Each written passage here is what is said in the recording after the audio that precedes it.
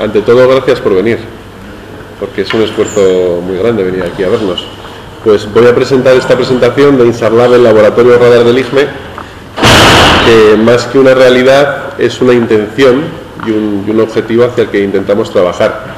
La vamos a presentar yo y Marta Béjar, que es una nueva investigadora que está contratada en el IGME y que está empujando un poco este tema.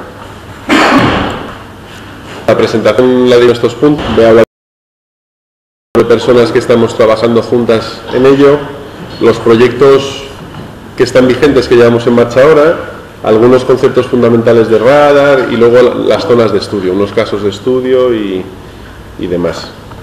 Y las nuevas zonas de estudio en las que pretendemos trabajar. Pues el objetivo un poco del laboratorio tiene básicamente dos objetivos principales, que por uno es el tratar y analizar las imágenes radar, tanto satélite como terrestre, para el estudio de los movimientos de la superficie del terreno. Esto lo hacemos mediante interferometría diferencial radar. Hay distintas técnicas avanzadas, clásicas, y dentro de las avanzadas hay distintas técnicas que veremos después. Ese sería un primer paso, que además nos ayuda, en colaboración con otros organismos, a hacer desarrollo de nuevos métodos de tratamiento de esas imágenes radar. El otro concepto que estamos trabajando es la investigación de los procesos activos que se detectan con esas imágenes radar. De momento, los procesos activos que investigamos son subsidencia, movimientos de ladera y ahora, gracias a la incorporación de Marta al IGME, terremotos. Un tercer objetivo, que un poco nos lo imponen los proyectos en los que estamos trabajando, es el tratar de integrar e incorporar estas técnicas y estas metodologías para el desarrollo o innovación de sistemas que apoyen a la gestión de emergencias o a la prevención de riesgos geológicos, principalmente movimientos del terreno y terremotos. Esos serían un poco los objetivos. Pues con estos objetivos, pues tenemos un equipo en el IGME que poco a poco está creciendo. Estamos colaborando, trabajando con la oficina de Murcia. Marta se ha incorporado recientemente al equipo, que viene de Marta Béjar es una investigadora que viene de un centro de investigación muy bueno de París, y la verdad es que es un excelente fichaje. Tenemos mucha suerte de tenerla aquí. Luego tenemos a Pepa Bengoechea, que representa un poco a la OTRI del IGME, que nos está ayudando mucho con la gestión de los proyectos europeos. Tenemos a gente del área de riesgos geológicos, tenemos a la oficina de Mallorca, que nos están ayudando mucho con un proyecto europeo en Mallorca. Tenemos a gente del SIG, del IGME, que nos está apoyando mucho, y sobre todo al laboratorio de teledetección o al grupo de teledetección del IGME también, que se están involucrando un poco en estos temas. Entonces, con esta gente, pues estamos tratando de sacar estas ideas adelante. Aparte de este equipo interno del IGME, contamos con bastantes colaboradores de fuera, desde el punto de vista de las ciencias de la Tierra y también de la teledetección y las telecomunicaciones. Pues es un poco un área de trabajo multidisciplinar. Estos colaboradores que he puesto son algunos, que son con los que más estamos colaborando ahora a raíz de algunos proyectos que luego tampoco os voy a enseñar mucho de los proyectos, simplemente el nombre. Ahora mismo tenemos 4 proyectos europeos en marcha, que son quizás los más importantes y por eso los he puesto. Uno es el Interreg SUDOE, que se llama DOE-SMS. Otro es el GEMES Terra Firma, es del programa GEMES, Global Monitoring for Environment and Security. Otro es un FP7 DORIS, que estamos desarrollando en Mallorca. Otro es FP7 Pangeo. Entonces, bueno, tampoco voy a contar más de estos proyectos, más que están en marcha y son los que soportan toda esta actividad de investigación. Ahora voy a hablar un poco de los conceptos fundamentales del radar y de los trabajos que hacemos, y luego pasaré a explicaros las zonas de estudio que tenemos, que son las zonas donde trabajamos en estos proyectos europeos. Tampoco quiero ser muy detallista con los conceptos generales, pero si tenéis alguna duda, podemos hacer como una charla y me preguntáis y paramos y tal, para que no sea tan aburrido. Bueno, pues las fuentes de datos radar, en principio, las que utilizamos son plataformas satélite. Hay distintos satélites y estos satélites, operativos o no, algunos se han muerto, otros están en proyecto de lanzamiento. Hay una esperanza de que haya un satélite español radar, que no sé cuándo será enviado, pero no en 2012. Entonces, quizás lo más interesante de los satélites es que trabajan con distintos sensores. Hay sensores que trabajan en banda C, en banda L y en banda X. Las bandas, los sensores, las distintas bandas de los sensores radar lo que hacen es tener mayor o menor capacidad de penetración en las superficies vegetadas. Así, por ejemplo, la banda X es incapaz de penetrar en la vegetación, la banda L la penetra mejor y la banda C parcialmente. Entonces, cada satélite pues suele tener un sensor y en función del satélite que utilizas tienes unas cualidades u otras. Entonces, en el dato radar tenemos dos componentes, uno que es un número complejo, la imagen radar, que tiene una parte que sería la amplitud y otra la fase. Con la amplitud lo que podemos generar son imágenes de amplitud como esta. En esta imagen lo que podemos ver prácticamente es la geomorfología de la zona de Murcia. Las zonas brillantes serían aquellos núcleos urbanos que dan buena respuesta. ¿Hay algún? Buena respuesta a la señal radar y podemos detectarlos mejor. Esto sería la parte de la amplitud de la imagen radar. Entonces, en función de la banda en la que trabajamos, tenemos más o menos resolución en la amplitud. Por ejemplo, esta imagen es una imagen de amplitud de banda C y esta es una imagen de amplitud de banda X, de la zona de Murcia. Entonces, como podéis ver, podemos ver con mucho más detalle todas las zonas urbanas de Murcia, el río, la plaza de toros, el campo de fútbol, con la banda X. Tiene más resolución, pero como hemos dicho antes, aunque tiene más resolución, tiene menos capacidad de penetración en superficies vegetadas. Entonces tenemos que ver siempre qué queremos. Luego está la otra parte, que es la fase. La fase nos permite, es lo que realmente nos permite trabajar a los que estudiamos los movimientos del terreno, porque con la fase lo que medimos simplemente es la distancia del satélite a la superficie del terreno. Entonces, comparando esa distancia o ese dato de fase adquirido en un día y en otro día por el satélite sobre el mismo punto, podemos llegar a detectar las deformaciones que se producen en el terreno. Y este mismo concepto lo podemos trasladar a un sensor que en vez de ser transportado por la plataforma satélite, está transportado por una plataforma terrestre. Y veríamos la ladera de enfrente. Entre una medida y otra, como esa diferencia de fase se puede traducir en una diferencia de movimiento, o sea, en un movimiento del terreno. Pues a nivel del procesado para calcular esa diferencia de fase, tenemos lo que es la interferometría diferencial clásica, que simplemente compara esas dos imágenes radar para generar un interferograma, a partir del cual podamos calcular las deformaciones del terreno.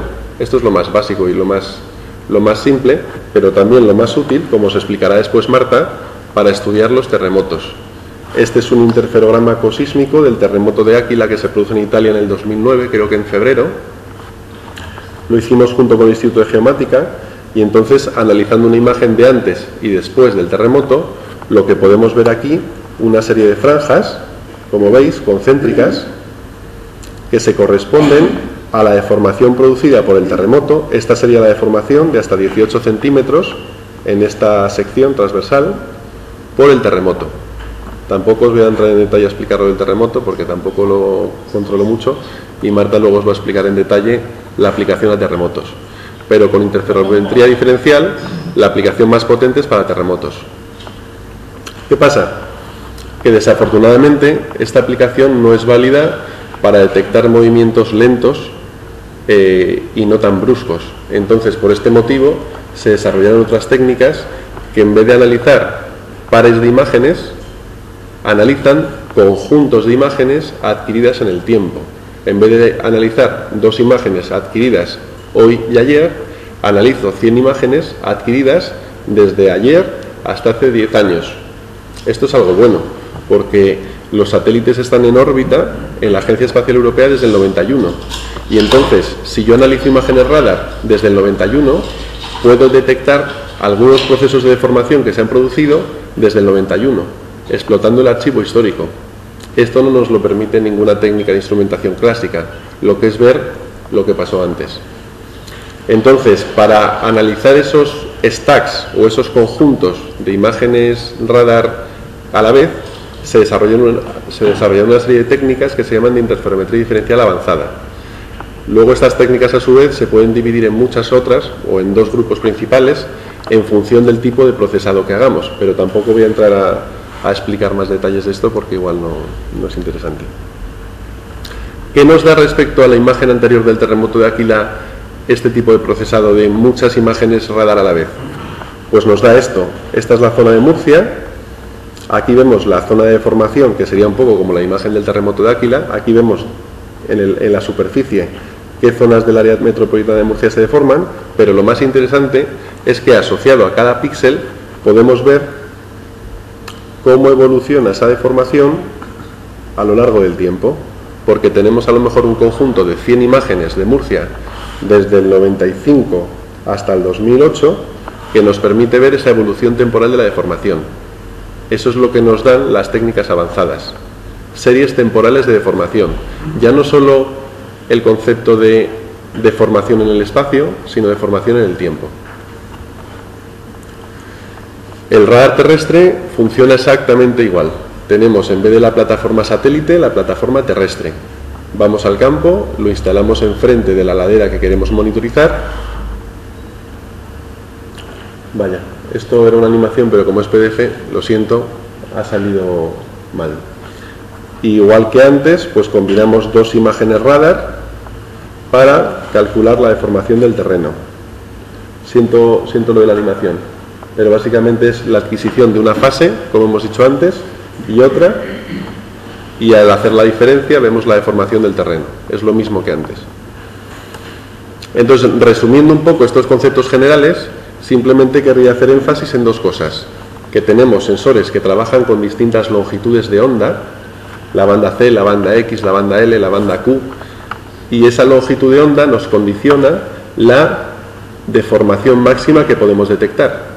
Y algo muy importante, si hacemos procesos avanzados de análisis de conjuntos de imágenes, es saber cada cuánto vamos a tener una imagen, es decir, cada cuánto pasa mi satélite por el mismo punto. Pues el satélite, por ejemplo, Terrasar X de la Agencia Espacial Alemana pasa cada 11 días en principio, o como máximo, por el mismo punto.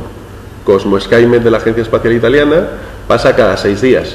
Pues ese sampleado temporal es el que me va a permitir estudiar fenómenos en el tiempo. Si tengo un radar terrestre, puedo adquirir una imagen radar cada 5 minutos, como más rápido. Entonces, cada 5 minutos podría tener una imagen radar y poder estudiar deformaciones cada 5 minutos. Entonces, esto es muy importante. ¿Qué sensor utilizo y cuánto tiempo tarda la adquisición de una imagen respecto a la otra? Porque eso me va a definir la rapidez de los eventos que puedo detectar o los que no puedo. Si hay alguna pregunta o... Gracias. Sí, dime. En el caso del sensor instalado sobre el terreno, tenemos que hablar del sistema para controlar la estabilidad del propio terreno en el que está instalado el sensor. Hombre, se buscan zonas estables y eso es básicamente lo que tú tienes que instalar, es tu sensor en una zona que tú sabes que es estable respecto al deslizamiento que quieres monitorizar. Puedes tener un problema y que se te esté moviendo el sensor, entonces no te vale el resultado. Una vez que pones el sensor siempre está en el mismo sitio adquiriendo el dato radar, entonces ahí puedes hacer la resta de imágenes, como quien dice. Y una cosa muy importante, si quieres llevarte el equipo a hacer una foto radar y volver al mes para hacer otra foto, sería realmente dejar una base de hormigón con sus tornillos para poder poner el equipo en el mismo sitio, porque si no, cuando hablamos de la banda Q, que tiene 1,8 centímetros, que tu máxima capacidad de adquisición es de 1,8 partido 4 centímetros por entre imágenes, pues tienes que tener una precisión de dónde pones el equipo brutal, porque estamos hablando de 4,5 milímetros de detección máxima entre una imagen y otra. 4,5 milímetros, como no pongamos bien el equipo, no los tenemos. Ahora voy a explicaros un poquito las zonas de estudio que tenemos a raíz de todos estos proyectos que estamos desarrollando. Y voy a empezar hablando de la Sierra Minera de Cartagena, luego de Murcia, del Valle de Tena, y luego Marta os hablará de los terremotos de Chile, son súper interesantes. Esta es la zona que empezamos a estudiar en el IGME con el tema de interferometría radar, que el objetivo que teníamos era estudiar la subsidencia minera que se produce en la Unión con motivo del colapso de unas galerías subterráneas mineras que afectaron a las edificaciones de un polígono industrial del Otacón, produciendo el derrumbe de muchas naves. Entonces, aparte de la interferometría radar en esta zona, hicimos unas campañas de control de nivelación topográfica, hicimos un inventario de daños en edificios y hemos instalado también extensores e inclinómetros de pared en un total de 25 edificios para controlar los movimientos, ya no solo de la subsidencia, sino sus efectos asociados a los edificios. Entonces, este es el crop de las imágenes radar que analizamos.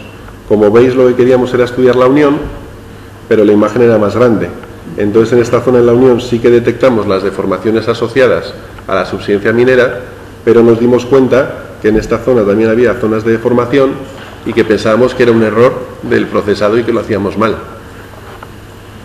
Entonces, en la Unión, bueno, pues hemos comparado las imágenes radar adquiridas con datos de nivelación topográfica, con las grietas en el suelo y en edificaciones, y ahora incluso estamos tratando de estudiar la deformación asociada a cada edificio y compararla con la instrumentación que tenemos en cada edificio.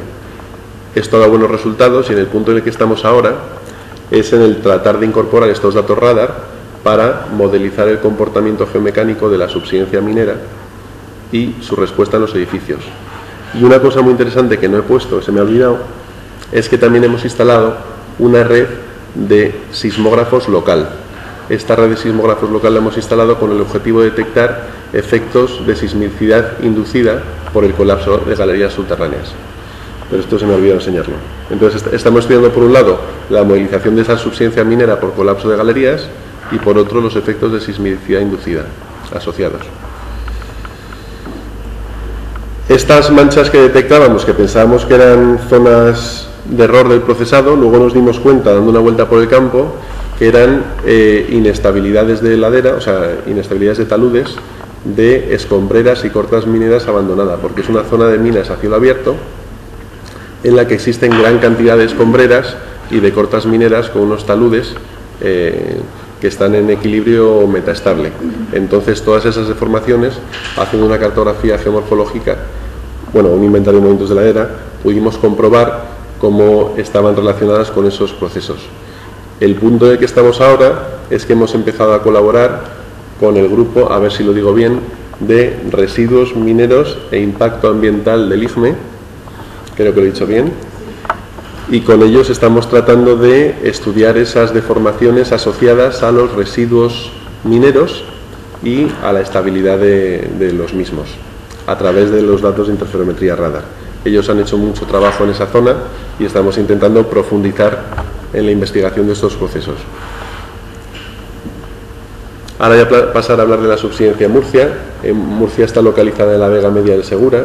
En esta llanura de inundación se desarrolló la ciudad, que está encima de un sistema acuífero multicapa.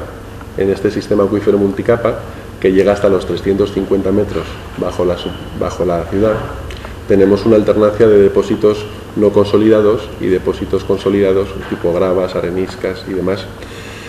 Entonces, bueno, pues con motivo de la extracción de agua de los acuíferos se produce subsidencia en el terreno con implicaciones en la zona urbana. Esto es algo que el IGME viene estudiando desde la década de los 90 y gracias a todo el trabajo que ha hecho el IGME en cuanto a caracterización del proceso, instrumentación y demás, hemos podido nosotros aplicar el radar con éxito y mejorar los estudios que llevamos a cabo.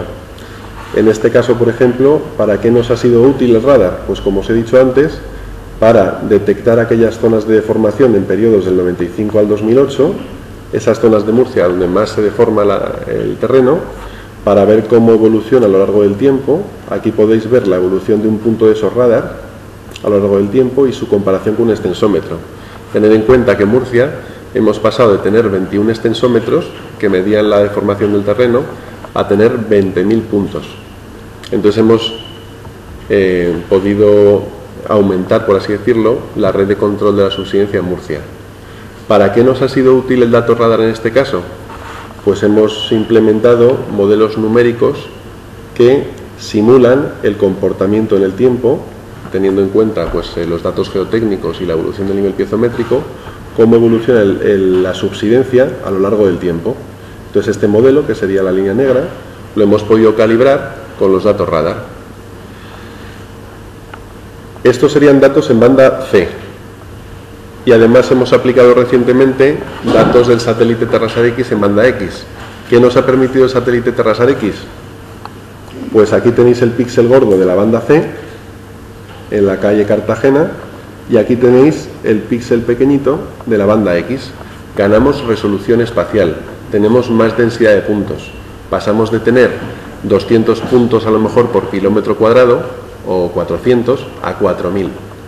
¿Qué nos permite eso?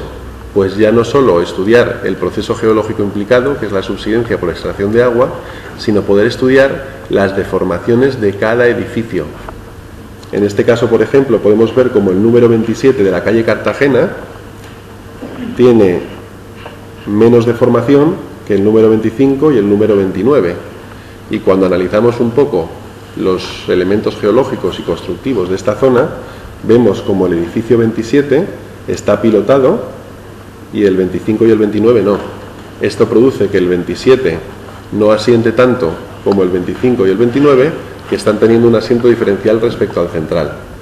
Esto es lo que nos permite la banda C, ya no solo estudiar el proceso geológico y modelizarlo, sino llegar al detalle de edificio por edificio, ver lo que está pasando. Además, lo hemos podido aplicar a estructuras lineales en Murcia.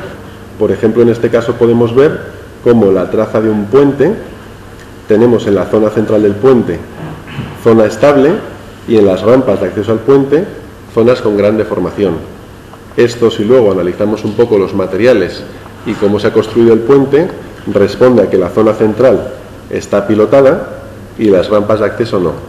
Entonces es lógico ese patrón de deformación. Pero ¿cuál es el fin que tenemos en Murcia a nivel de investigación? Pues hemos conseguido modelizar hasta ahora y comprender cómo es el comportamiento geomecánico de la subsidencia de los 30 primeros metros. Esto está muy bien. El problema es que hemos detectado que desde el 2004-2005 hay un desacoplamiento entre las medidas radar y las medidas extensométricas. Esto lo relacionamos como hipótesis con la instalación de pozos de extracción de agua profundos que llegan hasta 350 metros del suelo, que están quitando presión intersticial a las capas compresibles que están por debajo de los 30 primeros metros, que son los que tenemos instrumentados con los extensómetros. Es decir, al extraer agua de capas más profundas, se está produciendo una subsidencia que no detecta mi red extensométrica porque solo controla los 30 primeros metros. Entonces, nuestro objetivo es demostrar esta hipótesis y para ello necesitamos investigar en profundidad la subsidencia de todo el conjunto del sistema acuífero multicapa de Murcia, y para ello necesitamos sondeos más profundos, rehacer nuestros modelos numéricos y todo ello pues integrarlo con los datos radar. Este sería un poco nuestro objetivo de investigación en Murcia. Y bueno, a su vez, pues motivo de esto un poco, pues vamos a empezar a trabajar con ADIF para el tema de la traza del AVE, la construcción de la traza del AVE en Murcia. Este sería un poco un esquema de lo que queremos hacer, de un poco el objetivo de esta investigación, pero tampoco me voy a entrar en detalle. Y ahora ya paso, no sé si estoy hablando mucho tiempo.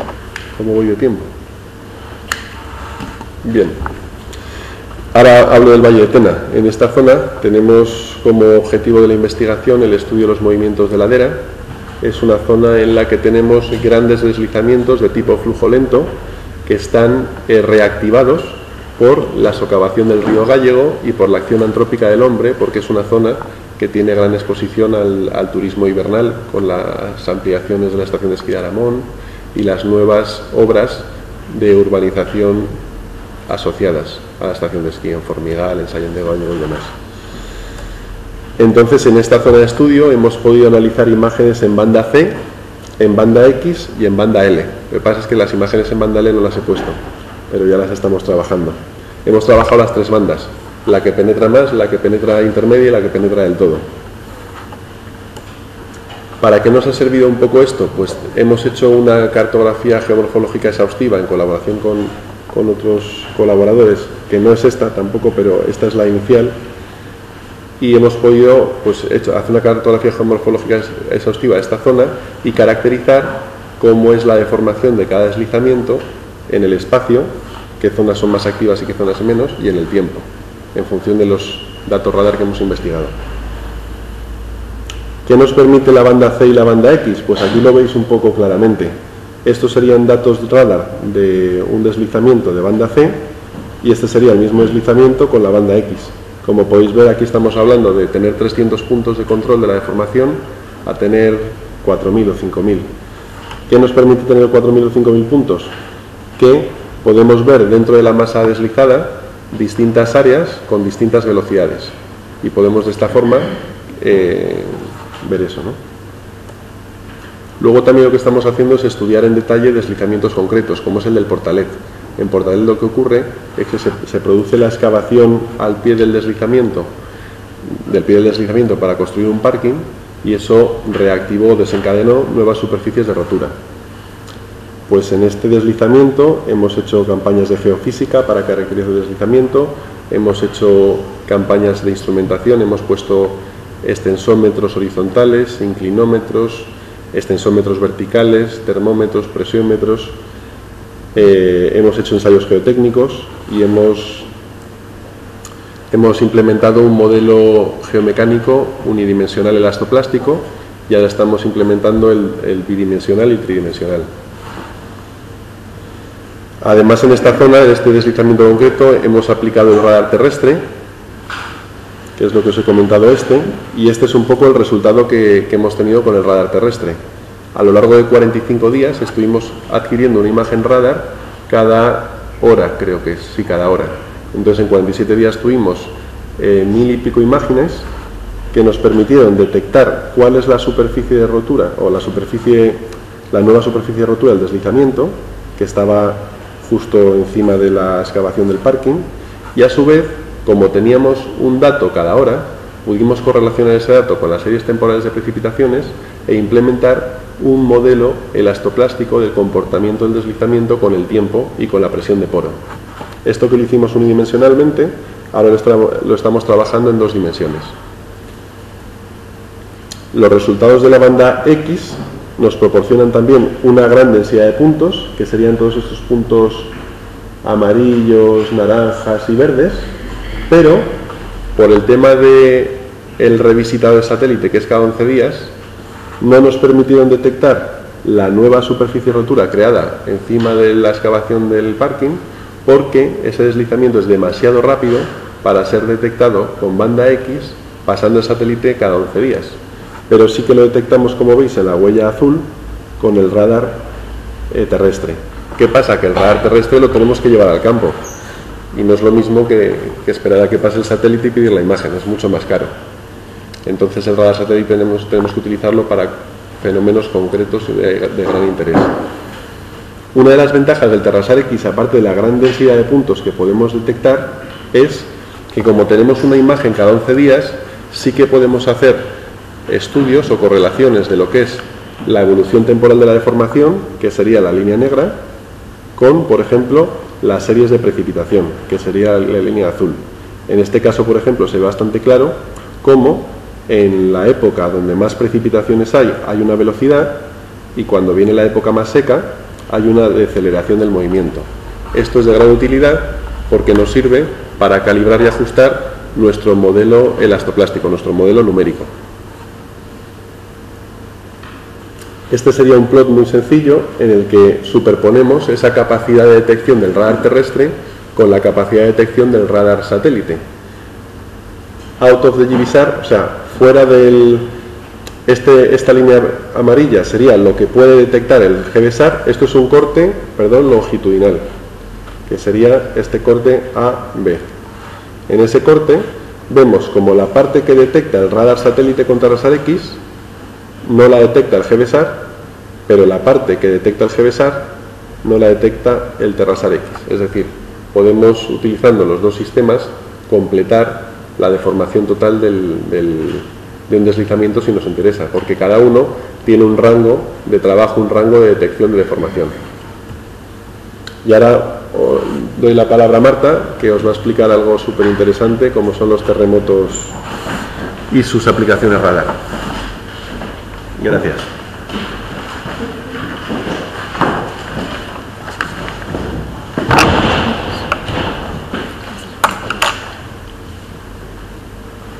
Bueno, pues os voy a hablar un poco de lo que he hecho yo con el equipo de París, parte de lo que hemos hecho en terremotos de subducción, y luego hablaré también un poco de lo que estamos haciendo ahora sobre el terremoto de Lorca. Entonces, los terremotos de subducción se producen fundamentalmente en torno al Océano Pacífico, que es donde están concentradas los límites de convergencia.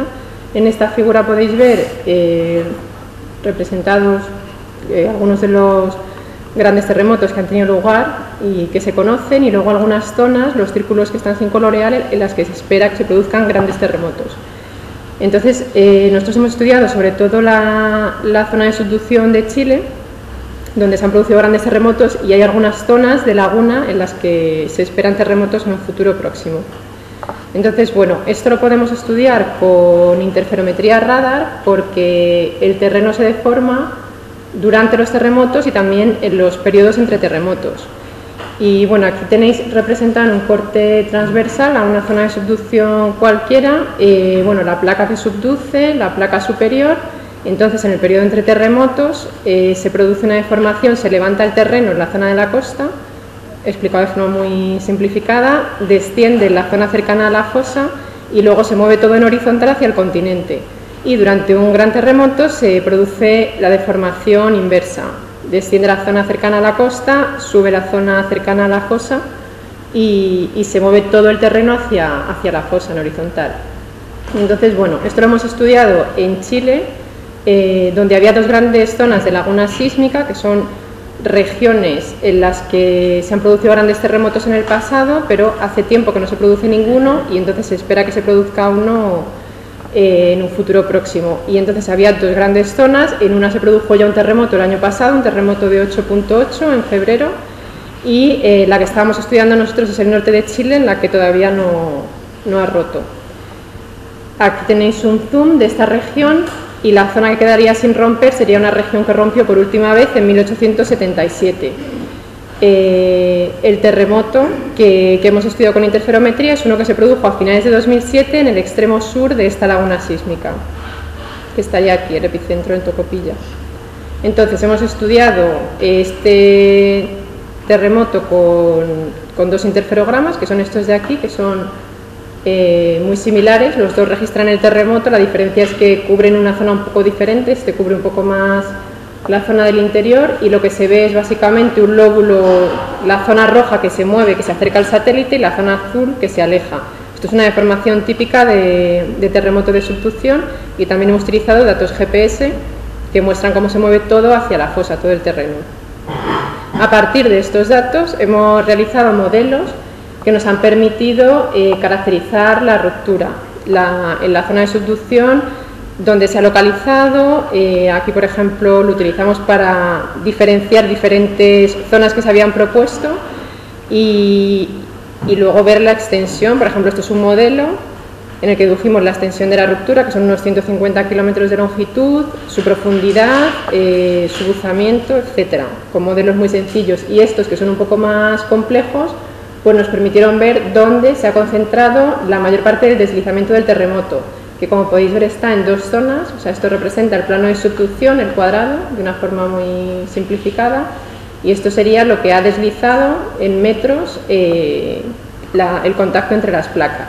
Y está, pues, una parte, un máximo, estaría concentrado cerca del epicentro, y el siguiente es la zona en la que separó el terremoto, que fue al sur, al llegar a esta península.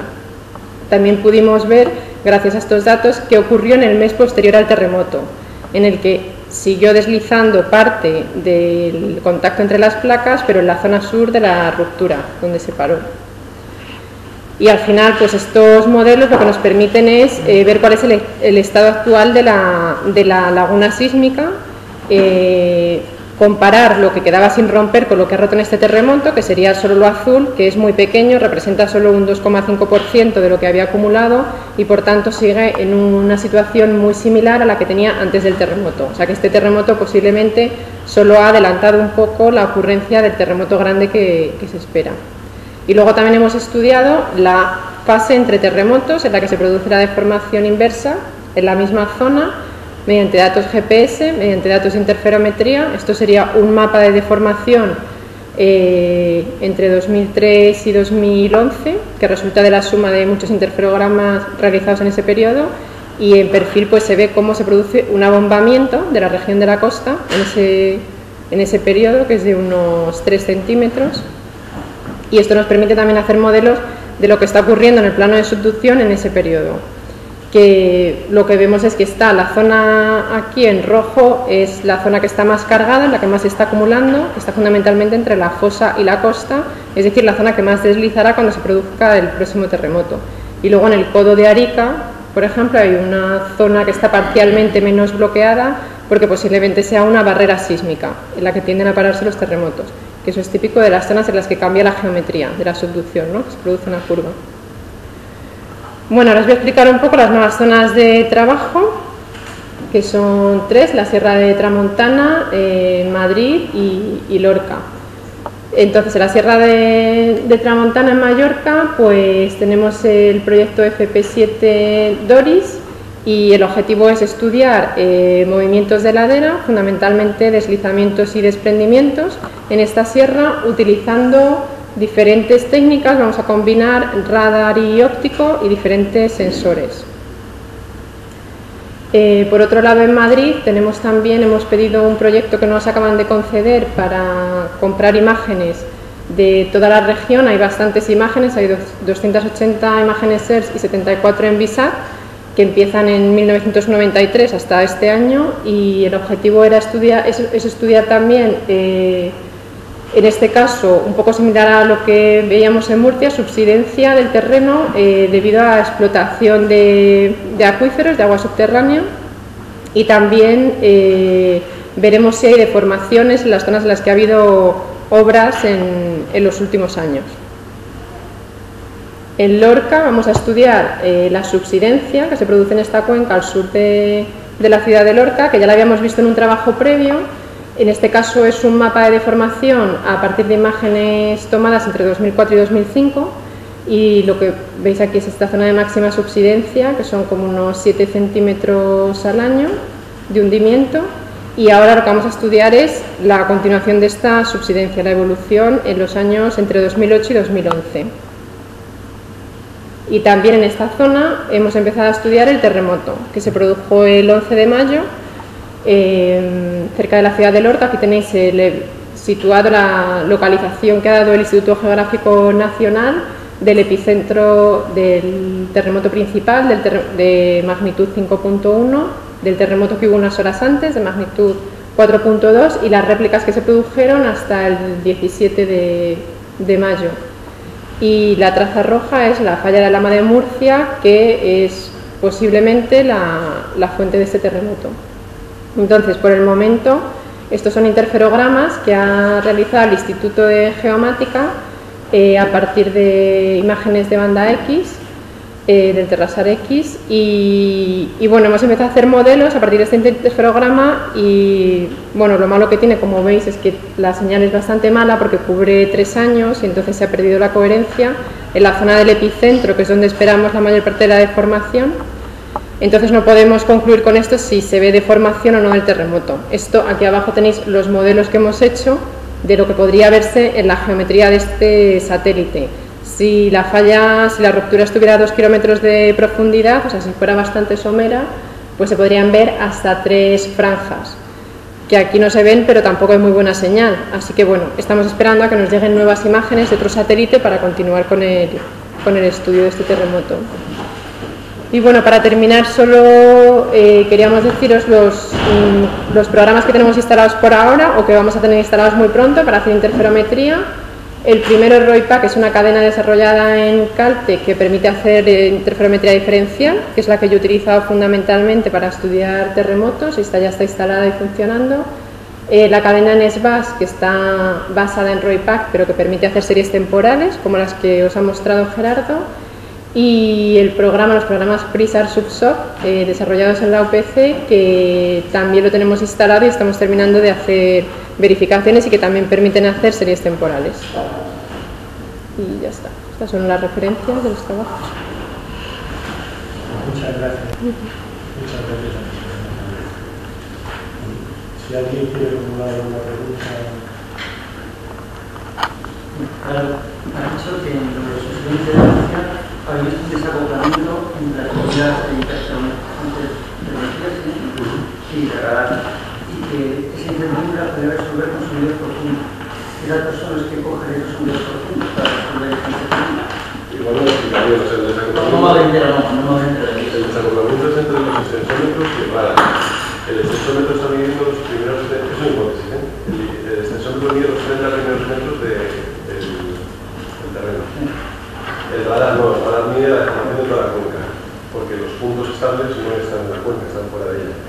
Entonces el tema es que este desacoplamiento lo relacionamos con el periodo en el que se extraen los focos de extracción de agua de sequía, que se extrae agua a 250 metros, 300 metros, y la presión intersticial en esa época, y justo se empieza a producir el desacoplamiento, es decir, el extensómetro deforma menos y el radar. ¿Por qué nosotros queremos hacer esos sondeos profundos? Pues necesitamos lo primero, caracterizar geotécnicamente los materiales que está abajo, para ver si hay materiales no consolidados, deformables, que cuando les quitas presión intersticial por la extracción de agua, puedan deformar. Ese es el objetivo. Y por eso queremos tener sondeos profundos, porque hasta ahora no tenemos. Los que tenemos llegan, gracias al convenio con ADIF, tenemos ahora sondeos hasta 40 metros, pero hasta 350 metros no llegaríamos al substrato. ¿No tenéis los datos de los focos de sequía? ¿No habéis recopilado los datos? ¿Dónde están? Sí, tenemos la serie estratigráfica, pero son sondeos, son pozos de extracción de agua, que no se hicieron investigaciones geotécnicas asociadas. Y la Confederación tampoco está muy abierta a darnos datos, porque no les gusta la idea, básicamente. Es una hipótesis, insisto, no es que lo afirmemos, es que es lo que queremos investigar, o lo que estamos tratando de investigar.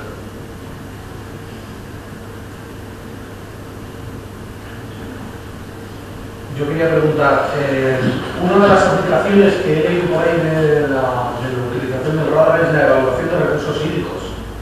Evaluación de recursos hídricos. No entiendo, no sé si es con el radar de detección o es con radar. Yo sé que hay una publicación por ahí en el que Hoffman calcula la evolución de su nivel pizométrico a partir del dato de formación, pero para humedales, en zonas muy secas, muy áridas, en las que no tienes ninguna otra interferencia. Si eso...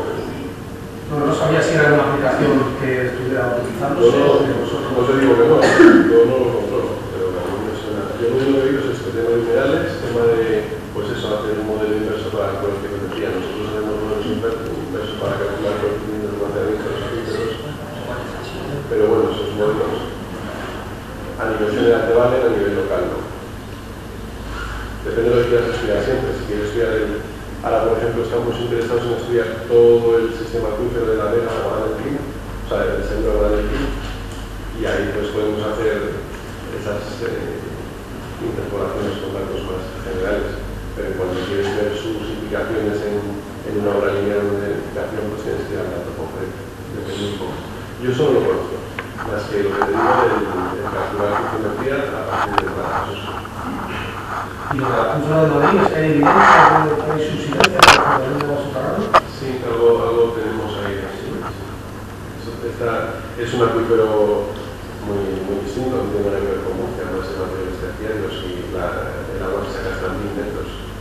O sea que es otro concepto.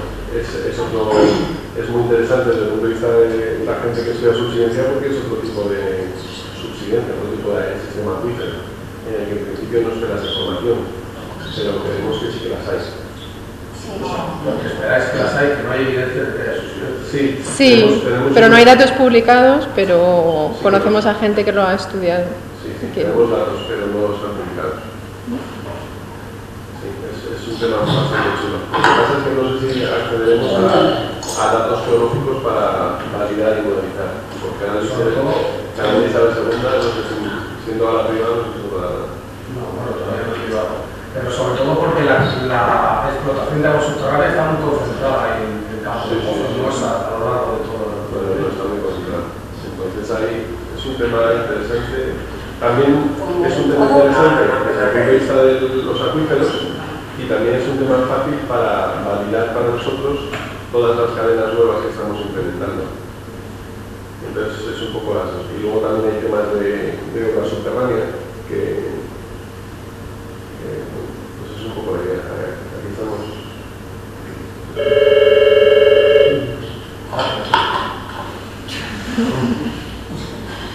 Marta, yo quería hacerte una pregunta.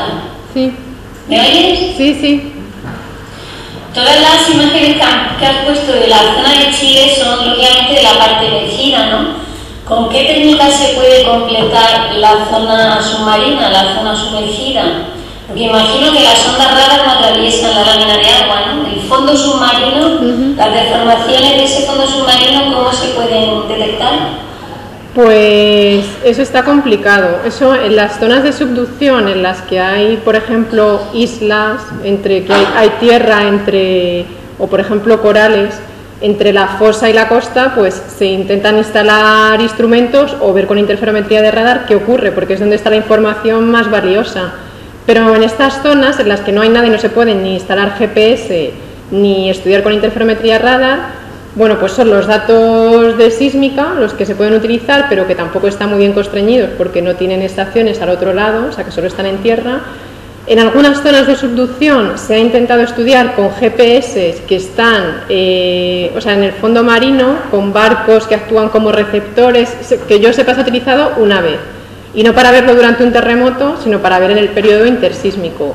Pero sí que es algo que se quiere desarrollar, lo de poder tener GPS en el fondo marino. Y si no, o sea, en sí la deformación ahora mismo con GPS normal y con interferometría no se puede ver, o sea, esa parte se pierde, no, se deduce de los modelos pero no hay observación directa. Ya, vale.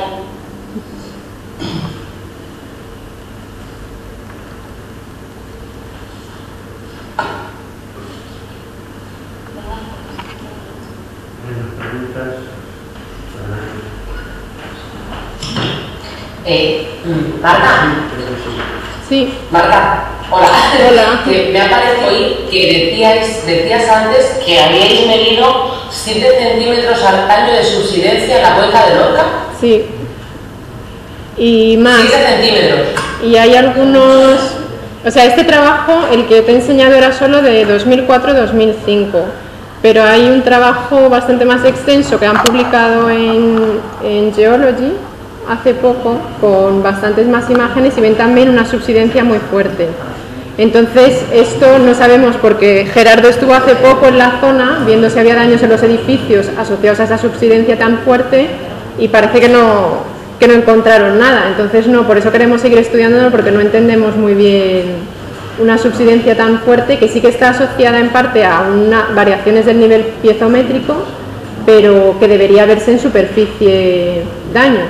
Claro, porque es muy fuerte. Pero los interferogramas se ve, por ejemplo, los que hemos hecho para el terremoto, no se ve el terremoto todavía, pero esta subsidencia se ven muchísimas franjas. O sea que sigue todavía existiendo en la actualidad, es un movimiento fuerte, pero todavía no lo conocemos bien, ni lo entendemos bien. Que me parecía tan grande. Sí. Vale, gracias. Nada.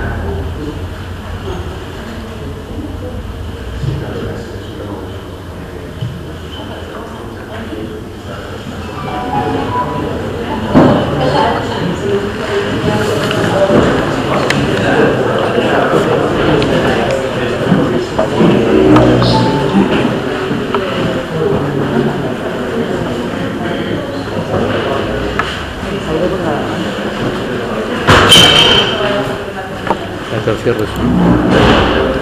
Yo le he dejado puesto. Ahí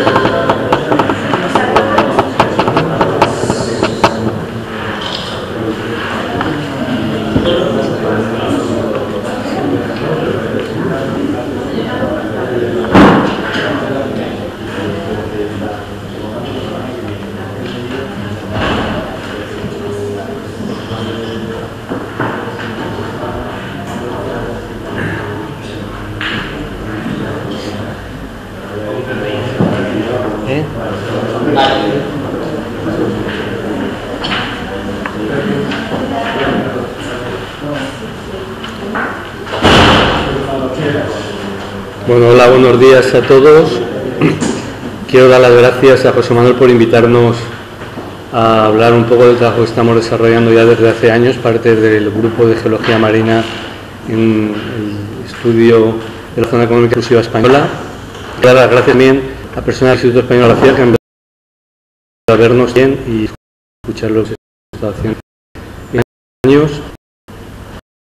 Dos partes, una parte introductoria que aparte de la gente que está aquí le sobra porque sabe lo que es la zona económica exclusiva, qué es lo que se está haciendo y en qué consiste, pero hay mucha gente que no sabe lo que es eso exactamente, que hay un poco de confusión y quería explicarlo de una forma un poco detallada, qué es la zona económica exclusiva, cómo se define, quién está trabajando en esa zona económica exclusiva, qué es lo que se está haciendo, cuándo se empezó a trabajar, qué es lo que se ha hecho desde ese momento hasta la actualidad y después aportar o contaros qué es lo que ha estado haciendo el IGME desde el año 2003 hasta la actualidad en esta zona. Que fundamentalmente es el trabajo de la tesis doctoral de Gloria Jané, que es la que va a exponer eso. Yo me voy a centrar en la parte más ardua de la exposición, que es la parte introductoria. Gloria va a hacer la parte bonita, que es la aportación científica que ha hecho ella a lo largo de estos 4 años de tesis doctoral, una síntesis muy resumida de lo que hemos aportado en este tiempo y que en mi opinión es muy interesante. Bueno, para empezar, en la introducción general os voy a contar un poco qué es la zona económica exclusiva y cómo se estableció esa zona económica exclusiva. Aquí en este esquema que veis en la diapositiva vemos un corte en sección de una zona costera, esta es la zona más profunda, la llanura abisal, y luego en planta vemos esa misma superficie donde se distinguen o se diferencian una serie de áreas. Esas áreas han sido definidas por la Convención de la Organización de las Naciones Unidas para el Derecho del Mar y que forman la constitución del mar, es decir, es la base de todos los deberes y obligaciones que tienen los estados ribereños, como todas las actividades que se realizan en el mar, que como comprenderéis es un estatuto, una legislación muy importante porque 3/4 partes de la superficie terrestre están cubiertos por el mar. Bueno, pues partiendo de una línea base de recta, que es una idealización de la costa de cualquier país, se establece una serie de superficies o de áreas marítimas donde los países ribereños tienen unos ciertos derechos de soberanía y de legislación. Se conocen como aguas interiores a la parte de mar que queda dentro de esa línea de base hacia el continente, y se conoce como mar territorial a esa banda que existe desde la línea de base 12 millas o que se extiende 12 millas hacia mar abierto. En ese mar territorial, como en las aguas interiores, el país ribereño tiene soberanía tanto en la columna de agua, como en el fondo, como en el subfondo, como en el espacio aéreo. Desde esa línea de base, desde el límite del mar territorial, existe otra zona de 12 millas que se conoce como zona contigua, donde el país tiene soberanía en la columna de agua, fondo y subfondo, pero tiene ciertos derechos a la hora de temas aduaneros, temas sanitarios o de inspeccionar barcos que pasen por esa zona. Luego existe una zona también muy importante con una gran dimensión, que es la zona económica exclusiva, que es donde se reside ese trabajo y que está definida como una superficie de mar que comprende desde la línea de base a las 200 millas. y que están definidos por la legislación, ¿de acuerdo?, de esa Convención del Derecho del Mar. Esa extensión de 200 millas es siempre que sea posible, porque hay muchas zonas donde enseguida con las 200 millas entramos en territorio de otro país. Entonces, cuando no es posible esa situación, el límite es la línea intermedia de distancia entre un país ribereño y otro país ribereño. Esto es lo que ocurre en España fundamentalmente en la zona del Mediterráneo, Golfo de Cádiz y Alborán, mientras que en el margen atlántico, hacia el Atlántico no tiene ningún problema de extensión, y ya en el Cantábrico también tenemos ciertos problemas con Francia, Inglaterra e Irlanda, ¿de acuerdo? Y a partir de ese límite de la zona económica exclusiva, que el país tiene soberanía sobre la columna de agua, es decir, y la explotación de todos los recursos vivos y no vivos, es decir, temas de pesquería, en los recursos no vivos, temas de nódulos, temas de prospección minera, petróleo, etcétera, pues eso entraría dentro de esa jurisdicción que tienen los países dentro de la zona económica exclusiva. Y a partir de ahí, hacia mar abierto, está lo que se conoce como las aguas internacionales, que en la nomenclatura normal que se utiliza en diplomacia se habla de la zona, ¿de acuerdo? Lo que ocurre es que el artículo 76 de la legislación del mar permite que los países soliciten una porción de esa zona, de esa superficie de aguas internacionales, considerando que el territorio nacional o la parte continental puede ser superior a esas 200 millas que establece la legislación de la zona económica exclusiva.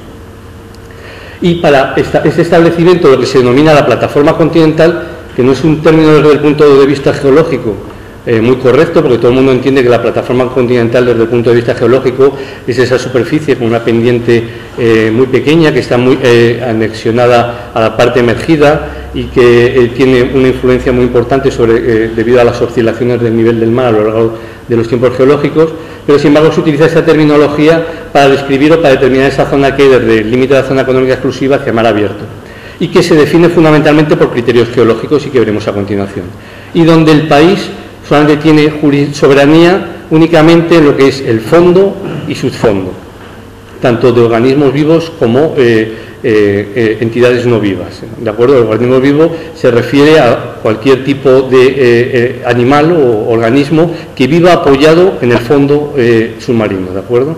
Mientras que en la columna de agua la legislación sería de aguas, cualquier país podría hacer uso de la pesca, etc. Bueno, más o menos ha quedado claro lo que son las diferentes zonas desde el punto de vista legislativo en que se puede dividir las zonas adyacentes a los países que tienen costa, y el trabajo nuestro se centra fundamentalmente en el estudio de esta zona económica exclusiva, que es de soberanía nacional del país ribereño. Aquí vemos en este mapa del mundo, vemos las diferentes zonas económicas exclusivas definidas para los diferentes países, y en color azul sería lo que se denomina las aguas internacionales. Estas zonas blancas marinas son, como insisto, son de soberanía nacional. Aquí vemos un flash, hemos hecho un flash de Europa, y vemos las diferentes zonas económicas exclusivas de los diferentes países.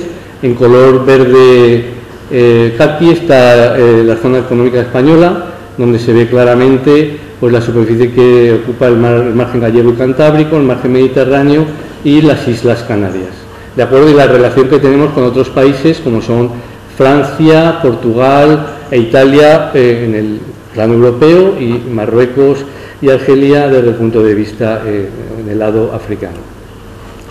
Este mapa es algo parecido, donde únicamente están marcados los límites, y estos límites, como podéis ver en este mapa, son de tres tipos. Hay zonas acordadas, es decir, que existe un acuerdo entre los diferentes países limítrofes en que están de acuerdo que ese límite que separa sus zonas económicas exclusivas. Hay otros límites que son de declaración unilateral de los países, y otros límites que son la media hipotética. Tanto la declaración unilateral como la media hipotética no necesariamente tienen que estar los países que tienen enfrentamiento de acuerdo con ese límite.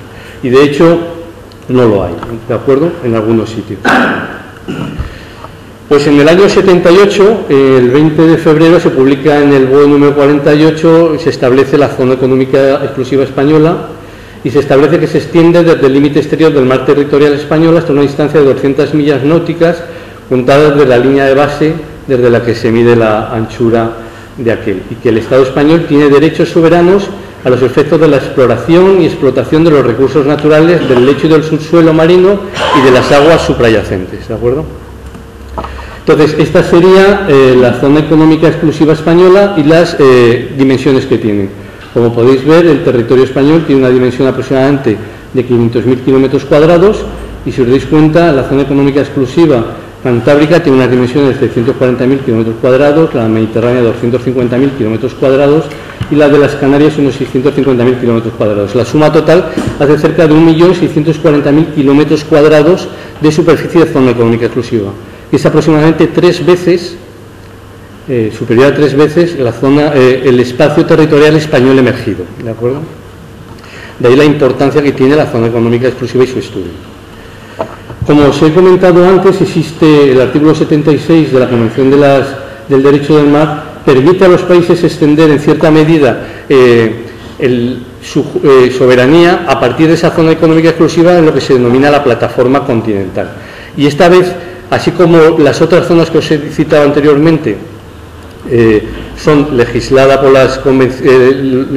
los artículos que marca la Convención del Derecho del Mar, y esta ampliación de la plataforma se basa fundamentalmente en criterios geológicos, ¿de acuerdo? Tenemos unos límites máximos de esa plataforma continental que se determinan a partir de un máximo de 350 millas desde la línea de base, o a partir de la medida de la isobata de 2.500 metros, medida desde ahí 100 millas. Eso sería lo máximo que se podría tener de amplitud de la plataforma continental.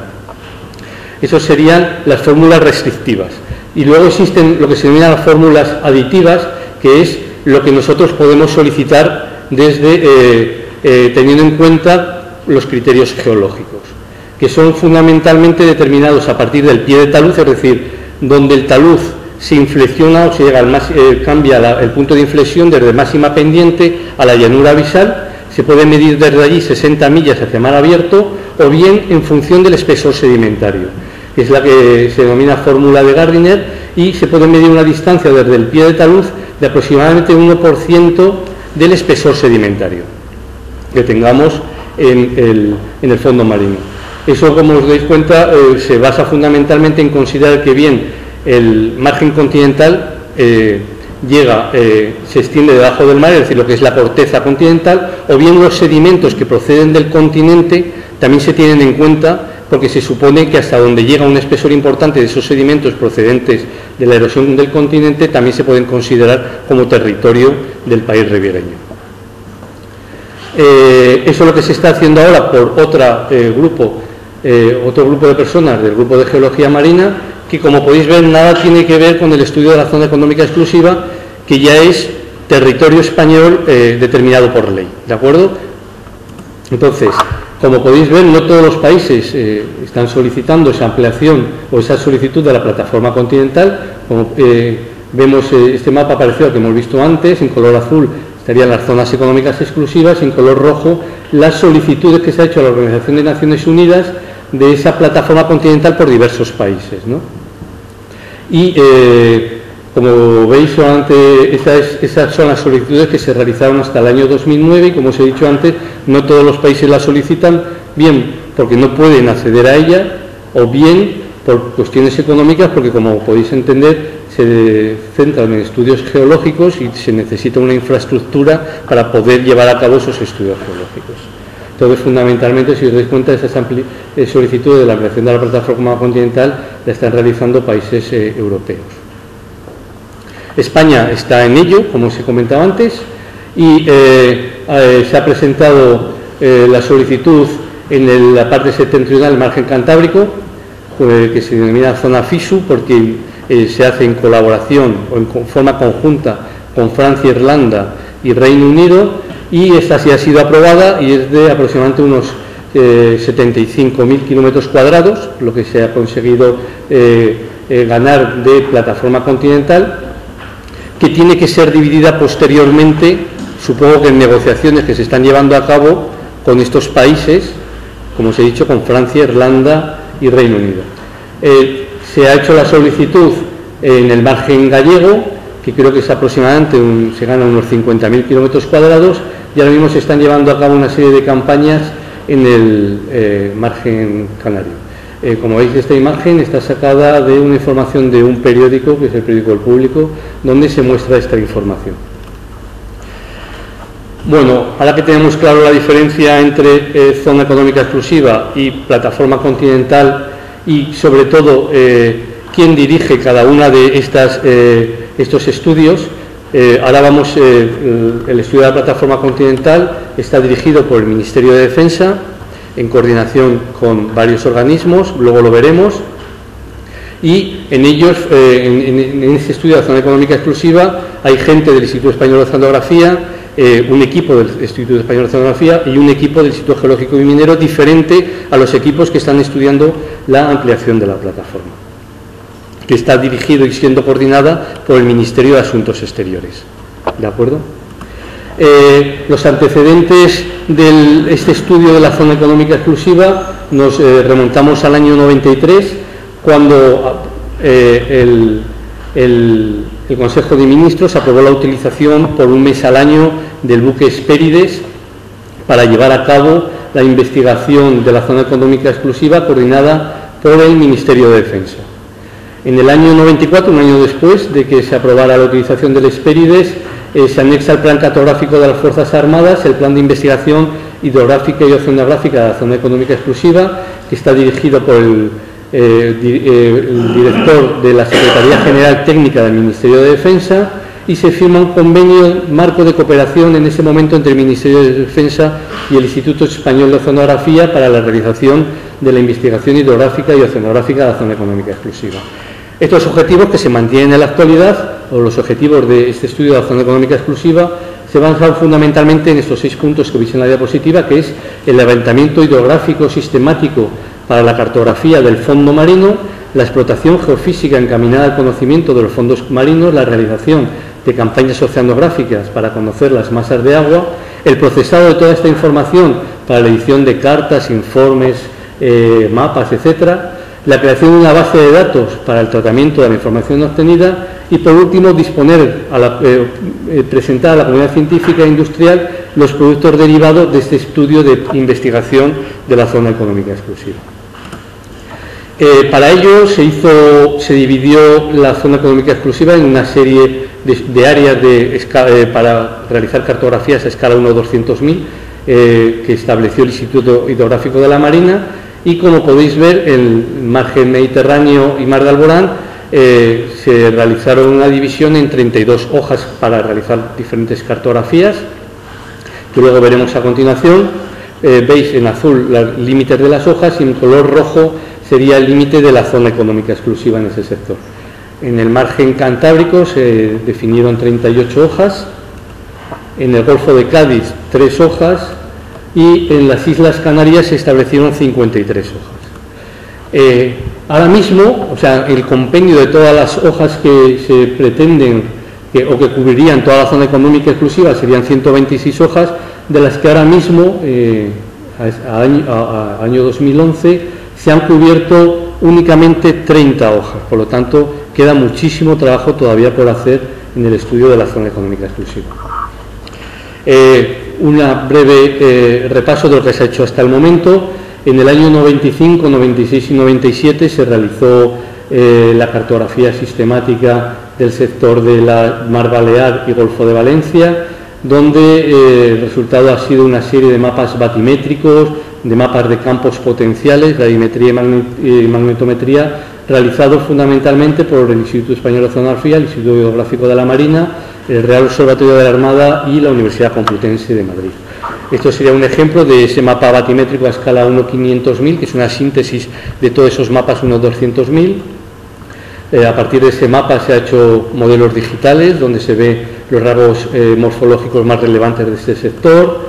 Y este sería un ejemplo de un mapa de anomalías magnéticas, también a escala 1/500.000, de la zona del Mar Balear y Golfo de Valencia.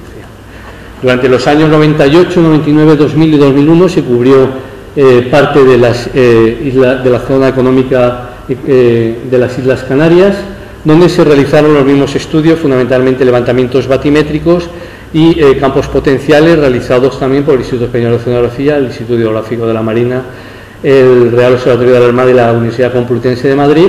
Este sería un detalle de una hoja 200.000 entre la isla de Gran Canarias y Tenerife, un mapa batimétrico. Este sería un mapa de campos potenciales, en concreto un mapa de anomalías magnéticas realizadas por el Real Observatorio de la Armada. Vemos la distribución de hojas en la parte superior.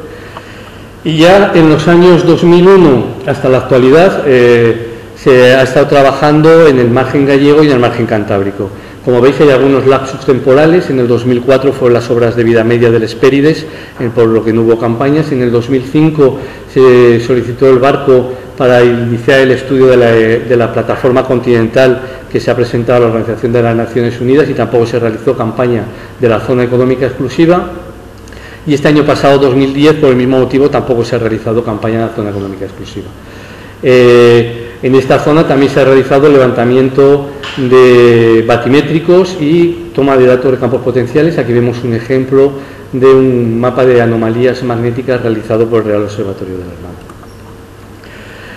Ahora que ya hemos visto de una forma general qué es lo que se ha hecho, qué es la zona económica exclusiva y qué es lo que se ha hecho hasta el momento, me voy a centrar un poco en cuál ha sido la participación del ICME en este estudio de la zona económica exclusiva. El ICME lleva participando desde el principio del proyecto de llevar a cabo las campañas de la zona económica exclusiva. En el año 95 fue un organismo invitado en participar en todas las campañas, cuando esta se empezó en los levantamientos batimétricos en el Mar Balear y en el Golfo de Cádiz, y ha estado participando hasta la actualidad en todas las campañas de la zona económica exclusiva. Fue a partir del 24 de octubre de 2003 cuando se firmó una ampliación de la orden ministerial, donde se aprueba el nuevo plan cartográfico de las Fuerzas Armadas y se modifica el plan de investigación científica de la zona económica exclusiva, y se incorpora ya el ICME, igual que el Real Observatorio de la Armada, a tener unos compromisos establecidos más formales, y se genera lo que se denomina el Convenio Marco de Cooperación entre el Ministerio de Defensa, el Instituto Español de Oceanografía y el ICME para el plan de investigación de la zona económica exclusiva. Este convenio finaliza en el 2006. Dentro de este convenio, el ICME se responsabiliza del procesado de los datos necesarios para la elaboración y edición de los mapas ecosísmicos de alta resolución, caracterización de los fondos marinos y mosaicos de imágenes sonográficas de zonas de especial interés. Dentro del Instituto se genera un proyecto interno que se titula Proyecto Coordinado de Apoyo Geológico y Geofísico al Convenio Marco para la Investigación Científica de la Zona Económica Exclusiva, que finaliza en el 2007 y cuyos informe con cartografías están ahora en el Servicio de Documentación del Instituto Geológico Minero, y que como elementos más importantes son estos mapas a escala 1/200.000 de ecofacies, donde se establecen las ecofacies más importantes y se relacionan con los procesos sedimentarios que están produciéndose ahora mismo en esas zonas que se han estudiado. En la actualidad, estos son los organismos que participan. El órgano director es la Dirección General de Infraestructura del Ministerio de Defensa. Los organismos ejecutores de este plan es el Instituto Hidrográfico de la Marina y el Real Observatorio de la Armada, y las instituciones colaboradoras sería el Instituto Español de Oceanografía y el Instituto Geológico y Minero de España, que tiene como funciones ahora mismo el estudio de los sedimentos y de la sísmica que se extiende en las campañas de la zona económica exclusiva. Existen también en todas estas campañas una serie de instituciones invitadas que son fundamentalmente universidades, como la Universidad Complutense de Madrid, la de La Coruña, Vigo, Cádiz, Las Palmas, La Laguna y Barcelona, fundamentalmente. Bueno, ahora voy a entrar en la adquisición de datos, de información que se realiza en estas campañas, pero centrándome única y exclusivamente en la información que nosotros luego disponemos de ella y procesamos y tratamos para realizar las tareas que tenemos encomendadas. Esta es la foto del Hespérides, que, como ya os dije, en el año 93 se aprobó su utilización para la realización de este plan de la investigación científica de la zona económica exclusiva. En ese momento era, si no me equivoco, el único buque que tenía la instrumentación más novedosa para realizar este tipo de campañas con un éxito absoluto. Creo que era el único barco que tenía un sondeador multihaz para conseguir una batimetría de alta resolución. Es un barco que tiene 80 metros de eslora por 14 de mangas, tiene una serie de sistemas de adquisición geofísica muy importantes y por lo tanto es el barco más adecuado, era el barco más adecuado en ese momento para llevar a cabo la adquisición de información. Dentro de esa información que nosotros utilizamos para la realización de nuestro cometido es la información de la sonda multihaz. La sonda multihaz es una sonda para realizar levantamientos batimétricos de alta resolución, que consiste, es un sistema que va anclado en la quilla del barco, como veis en la parte inferior izquierda de la diapositiva, y consiste fundamentalmente en la emisión de un pulso, que normalmente es de 12 kHz, y que se recibe en esa barquilla que vaya anclada en la quilla, donde existe una cobertura de aproximadamente 150 grados con unos 191 sensores. Esa información se recibe en esos sensores, es transmitida a un sistema de emisión-transmisión que la manda a una estación de trabajo donde esos datos son procesados teniendo en cuenta posicionamiento del barco, teniendo en cuenta variaciones de densidad y de temperatura de la columna de agua que modifica la velocidad de propagación de las ondas y nos puede dar errores. A partir de ese tratamiento de esa información obtenemos una imagen batimétrica de mucha resolución. Se llama sistema multihaz porque, como os digo, es un sistema que tiene varios 191 sensores que están distribuidos en un ángulo de 150 grados y que lo que hace es un barrido perpendicular al movimiento de traslación del barco, y que aproximadamente barremos una superficie equivalente a 5 veces la profundidad en la que nos estamos moviendo. Es decir, en unas condiciones óptimas de fondo plano a 4.000 metros estaríamos barriendo una dimensión de unos 20 kilómetros perpendicular al movimiento de traslación del barco. El otro sistema que utilizamos es para la adquisición de las características y la arquitectura sedimentaria de los primeros metros de sedimento del fondo marino, que es con la sonda paramétrica. Esta sonda paramétrica, o el efecto paramétrico, se conseguimos que una onda de baja frecuencia, a través de la transmisión de dos ondas de alta frecuencia y baja y alta y muy alta potencia, que se solapan a medida que se lanza el pulso, y conseguimos una penetración en el fondo marino, a diferencia de la sonda multihaz, que no penetra en el fondo marino, y por eso tenemos los rasgos morfológicos de ese fondo. Entonces se lanza la emisión de las dos ondas de alta frecuencia que se suman y dan lugar a una onda de baja frecuencia que penetra en el sedimento marino. Esa penetración depende fundamentalmente del tipo de sedimento, pero a profundidades de 1000 metros se pueden alcanzar penetraciones de 150 metros con una resolución aproximadamente de 30 metros, ¿de acuerdo? O sea que para procesos sedimentarios recientes da muy buena resolución. Esta diapositiva, ya acabando con lo que os voy a contar, es simplemente para daros a entender que el trabajo geológico es un trabajo muy complicado siempre, pero en el mar se suele trabajar 24 horas, se trabaja sin parar en cualquier condición climatológica. Esta fotografía fue tomada en una de las campañas de zona económica exclusiva en el Cantábrico y se hace bastante duro en muchas ocasiones el realizar nuestro trabajo, sobre todo porque es 24 horas diarias durante 3 semanas, 4 semanas embarcados. Y ahora viene lo bonito, ahora viene la parte en que Gloria os va a contar lo que hemos estado haciendo en estos 4 años que haya estado trabajando con los datos de la zona económica exclusiva en el margen cantábrico, y que os va a gustar mucho porque me parece una aportación muy interesante.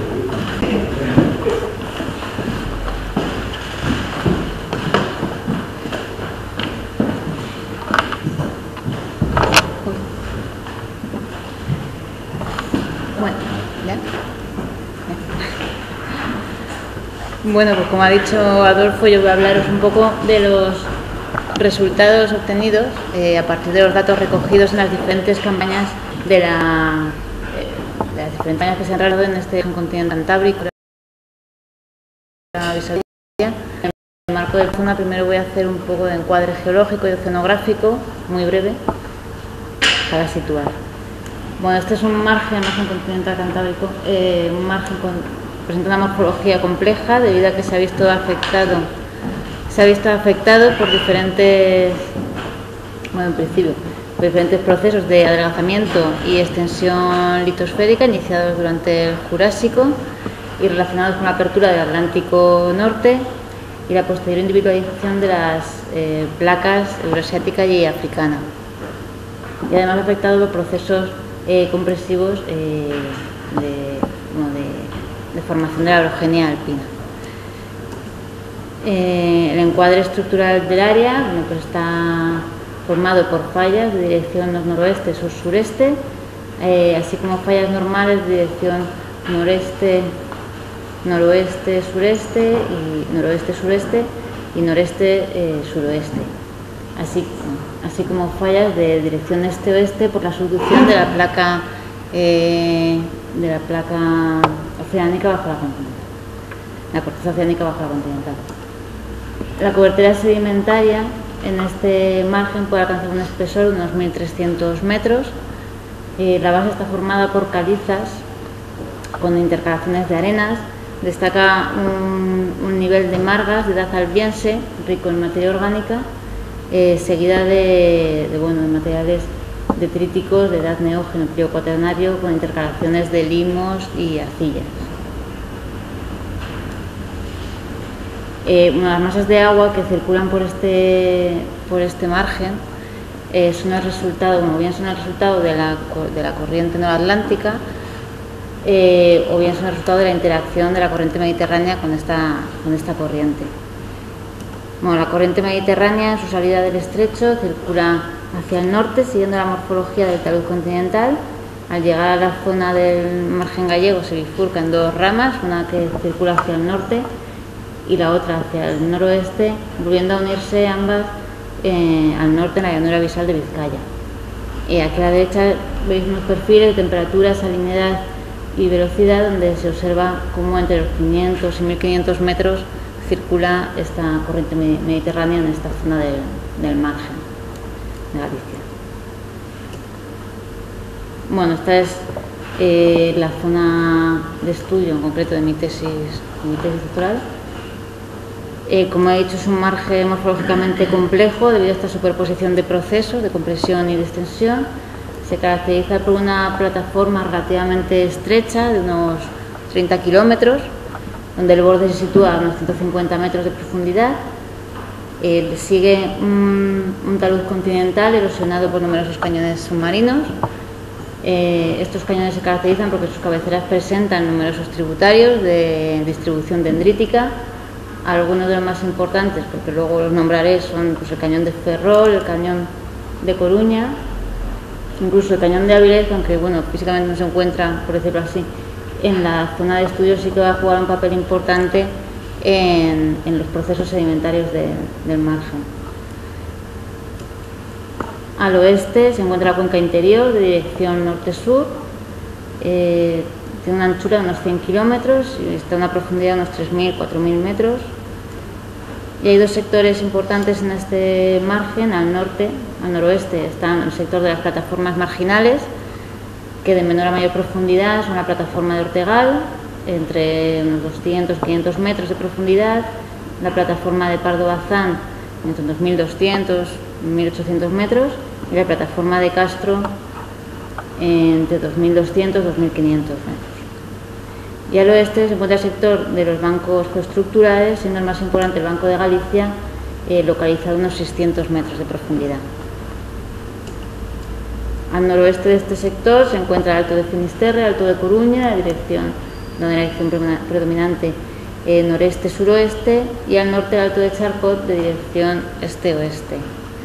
Este margen se encuentra limitado al norte por la llanura abisal de Vizcaya y al oeste por la llanura abisal de Iberia, que se extienden en torno a los 5.000 5.300 metros de profundidad respectivamente, y que se encuentran conectadas por el paso de Tetagap entre el Alto de Finisterre y el Alto de Coruña. Bueno, pues ahora voy a hablar un poco de la metodología que he utilizado, va a ser muy breve. A partir de los registros obtenidos con la sonda paramétrica TOPAZ, se va a hacer un estudio de estratigrafía de sísmica de alta resolución, así como el estudio de la respuesta del ecocarácter. Además, todos estos datos están metidos en un proyecto Kingdom Suite, donde están todos los datos de las diferentes campañas y se tienen aquí todos los perfiles, lo que facilita mucho el trabajo que no con el papel. Esto es mucho más fácil. Bueno, los datos obtenidos con la ecosonda Multiart han sido procesados mediante el programa Caraibes, a partir del cual se pueden obtener modelos digitales tanto de batimetría como de reflectividad. Con estos modelos, bueno, pues actualmente está colaborando Javier Navas, donde hay una superposición, se puede hacer una superposición de estos datos, lo que va a facilitar mucho el conocimiento y el estudio de los procesos del margen con este sistema. Y bueno, ahora me voy a meter en los resultados, que es la parte importante. Como digo, a partir de todos estos datos, del modelo digital de batimetría, reflectividad, del estudio de los perfiles de sísmica de alta resolución, pues se ha obtenido este mapa morfosedimentario. No sé si lo veréis bien porque está un poco pequeño. Como no tengo la leyenda, voy a deciros un poco lo que es cada cosa para que os intuáis un poco. En amarillos, naranjas se encuentran las diferentes plataformas marginales. Estas zonas en tonos morados, lilas, son diferentes depósitos contorníticos identificados en cuenca interior, la zona de los bancos. En verde se encuentra toda la parte del talud inferior, que se encuentra erosionada por los numerosos cañones submarinos del margen. En blanco, al pie del talud, los lóbulos derivados de estos cañones. Extendiéndose a lo largo de toda la llanura abisal de Vizcaya, se han identificado dos sistemas de canales medioceánicos que recorren prácticamente todo este sector suroccidental de la llanura abisal de Vizcaya y que desembocan en la llanura abisal de Iberia. Y ya al oeste, pues el Alto de Coruña, Alto de Finisterre y Alto de Charcot, con estos tonos grises más claros que son parches sedimentarios localizados principalmente entre las crestas, así como diferentes depósitos relacionados con movimientos en masa. Entonces, bueno, como podéis ver, pues han identificado muchos rasgos morfológicos, tanto de origen erosivo, deposicional, gravitacional, incluso relacionados con el escape de fluidos. Y bueno, voy a hablaros un poco de muchos de ellos, no muy en detalle, pero luego sí que me voy a centrar más en algunos más importantes. Entonces, bueno, como rasgos deposicionales, bueno, pues están una superficie localizada al sur de la plataforma de Ortegal, caracterizada por la sucesión de dorsales de dirección norte-sur, así como una serie de ondas sedimentarias localizadas al norte del cañón de Ferrol. Estos canales medioceánicos que he nombrado, en algunos casos desarrollan diques. En el caso del canal de Cantabria, estos diques están desarrollados en ambos márgenes, que pueden alcanzar alturas de hasta 10 metros. Y en el caso del canal Ortegal, el canal Speides, únicamente desarrollan dique en el margen derecho. En este perfil sísmico, bueno, pues se ve el desarrollo del dique. En este caso puede alcanzar hasta 8 metros de altura y tiene una longitud de hasta casi 150 kilómetros. Además, han identificado diferentes sistemas deposicionales contorníticos relacionados con la interacción de las corrientes de fondo. Se han identificado depósitos monticulares, laminares y adosados. No me voy a centrar en decir nada de esto porque después me voy a centrar más en detalle a hablaros de estos sistemas. Como rasgos erosivos, bueno, pues lo más importante son los cañones submarinos que se encuentran atravesando todo el talud, erosionando todo el talud continental del margen. Estos cañones de media tienen unas longitudes de entre 15 y 30 kilómetros y pueden alcanzar profundidades de incisión de hasta 150 metros. Además, estos son, bueno, en la plataforma de Castro se han identificado también gullies, tanto en la parte distal como en la parte más próxima a la plataforma de Pardo Bazán. Pueden tener longitudes de unos 5 kilómetros y por unas profundidades de incisión que pueden alcanzar los 30 metros. Y como rasgo más importante del margen, pues son los canales medioceánicos que se han identificado pues en toda la llanura abisal de Vizcaya, y que también después voy a hablar más en detalle de estos canales. Como rasgos gravitacionales, pues deslizamientos principalmente en la zona del Alto de Charcot y en alguna zona al pie del talud, en el área del espolón de Ortegal. Y además se han identificado morfologías tipo POGMA relacionadas con el escape de fluidos, principalmente localizados en la plataforma de Ortegal. Entonces, bueno, veis que hay muchos tipos, muchos rasgos morfológicos. Hay algunos que son creo que son de los más interesantes y que ahora voy a hablar más en detalle de ellos. En cuanto a rasgos deposicionales, voy a hablar de los sistemas contorníticos como rasgos erosivos de los canales medioceánicos y estas morfologías relacionadas con el escape de fluidos en la plataforma de Ortegal. Entonces, bueno, estos sistemas deposicionales contorníticos se han localizado a lo largo de todo el talud del margen a diferentes profundidades, desde los 5.000 hasta los 500 metros de profundidad. Entonces voy a mostraros ejemplos de los diferentes tipos identificados a las diferentes profundidades.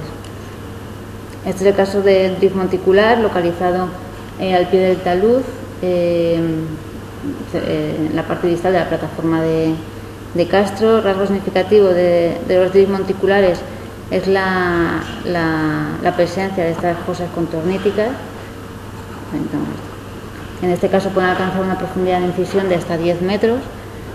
Este drift monticular presenta una dirección noreste-suroeste y una longitud de unos 50 kilómetros.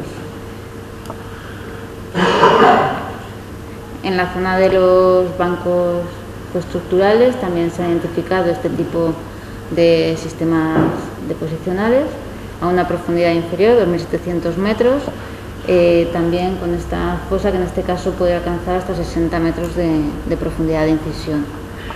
Y en la plataforma de Castro, bueno, pues se encuentra cubierta por este drift laminar, que es característico, donde los reflectores son paralelos, con truncación en la parte distal, y se encuentra a una profundidad de unos 2.200, 2.500 metros, cubriendo una extensión de unos 420 kilómetros cuadrados. En la plataforma de Pardo Bazán, a una profundidad de 1.700, 1.800 metros, se identifican este tipo de sistemas deposicionales, los drifts monticulares, que en este caso, bueno, pues las fosas tienen una profundidad de hasta 10 metros y cubre una extensión de unos 50 kilómetros cuadrados. Al norte del margen se han identificado diferentes sistemas, diferentes depósitos de este tipo, drift monticular, que se encuentran entre profundidades de 1.200 600 metros aproximadamente y presentan unas longitudes de unos 11 kilómetros y anchuras de unos 3 kilómetros. Y además, al norte de la plataforma de Ortegal también se ha identificado un drift adosado a una profundidad de unos 800 metros y que cubre una extensión de unos 130 kilómetros cuadrados. Y ya los más someros en la plataforma de Ortegal, entre los 400 y 500 metros, se han identificado estos dos tipos: drift adosado en la cabecera del cañón de A Coruña y drift monticular en la cabecera del cañón de Ferrol, bueno, con unas longitudes más pequeñas que los otros, de 3-6 kilómetros y anchuras de 4-8 kilómetros. Bueno, estos, como he dicho, estos sistemas deposicionales contorníticos están relacionados, se generan por la interacción de las diferentes corrientes de fondo que circulan en este margen. En concreto, bueno, pues está la corriente antártica profunda que circula por encima de los 4.000 metros y que va a generar esos depósitos contornitos de más de 5.000 metros pegados al pie del talud. Los depósitos, sistemas deposicionales, tanto de la plataforma de Castro como de los bancos geoestructurales, van a estar desarrollados por la corriente neoatlántica profunda. En el caso de la plataforma de Pardo Bazán, la corriente del Labrador es la que circula entre 1.500 y 2.200 metros, y bueno, la corriente mediterránea, que en este margen circula en esta zona en dirección noreste, entre los 500 y 1.500 metros. Los depósitos que se encuentran en la plataforma de Ortegal quedan fuera de esta influencia de la corriente mediterránea. Sin embargo, parece que algunos filamentos de esta corriente ascienden por el eje de los canales, dando lugar a estos depósitos en sus cabeceras. Bueno, ahora voy a hablaros un poco de los canales medioceánicos. Se han identificado dos sistemas de canales medioceánicos independientes, uno procedente de la parte más oriental, de dirección este-oeste, y otro procedente del sector más septentrional del Golfo de Vizcaya. Ambos sistemas se unen en el estrechamiento que se produce entre el Alto de Charcot y el Espolón de Ortegal para circular primero en dirección este-oeste y posteriormente en dirección noreste-suroeste, para unirse en las proximidades del Teta Gap, dando lugar a un único canal principal que desemboca en la llanura abisal de Iberia. Voy a hablaros un poco del detalle de estos canales por separado. Bueno, el canal que se ha denominado Canal Cantabria tiene su origen en la unión de estos tres canales tributarios. Este canal, que circula a una profundidad de unos 4.800 metros, recorre una extensión de unos 450 kilómetros aproximadamente, y como he dicho antes, una de sus características es el desarrollo de diques en ambos márgenes. En su parte distal, este canal se bifurca en dos ramas: la rama septentrional, que se unirá al sistema de canales procedente del norte, y la otra rama que da lugar a este canal, Canal Ortegal, que se extiende en dirección noreste-suroeste y que se extiende aproximadamente unos 300 kilómetros, a una profundidad de 4.900, 5.100 metros. Y este es el mismo perfil de antes, donde se observa el desarrollo del dique en el margen derecho de este canal. Al norte de esta zona pues han identificado tres canales procedentes del sector septentrional del Golfo de Vizcaya. Se han denominado Charcot, Vizcaya y Hespérides. Inicialmente tenían un trazado rectilíneo, como dicen los perfiles, son muy erosivos, y en la zona noroeste del Espolón de Ortegal se va a unir a la rama del Canal Cantabria, circulando hacia el oeste siguiendo la morfología de los altos de Charcot. Este canal Hespérides parece que es el más erosivo, el más principal, recorre una extensión de unos 360 kilómetros, más o menos igual a una profundidad de unos 5.000 metros.